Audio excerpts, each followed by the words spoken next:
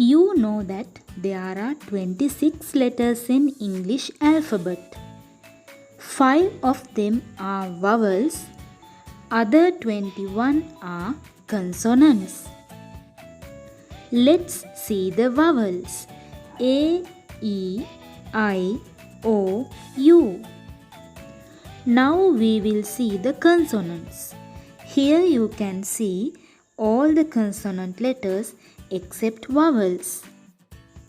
Do you know when we use a and n? We use a and n before the singular countable nouns. A is used before the singular countable nouns starting with the consonant. Let's see some examples. A book. Here the first letter B is a consonant, so we are using a. Next one, a pencil. Here the first letter P is a consonant, so we are using a. Third one, a cat. Here also the first letter is a consonant, so we are using a. Next one, a fish.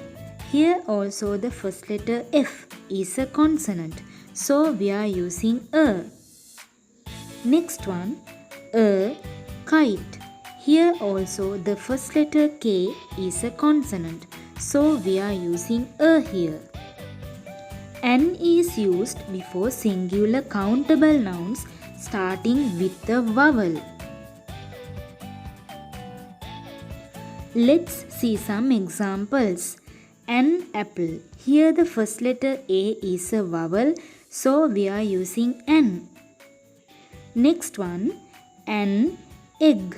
Here the first letter E is a vowel, so we are using N.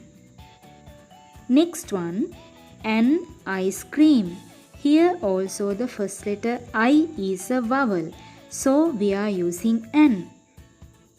Next one, an orange. Here also O is a vowel, so we are using N. Next one, an umbrella. Here also U is a vowel, so we are using N here.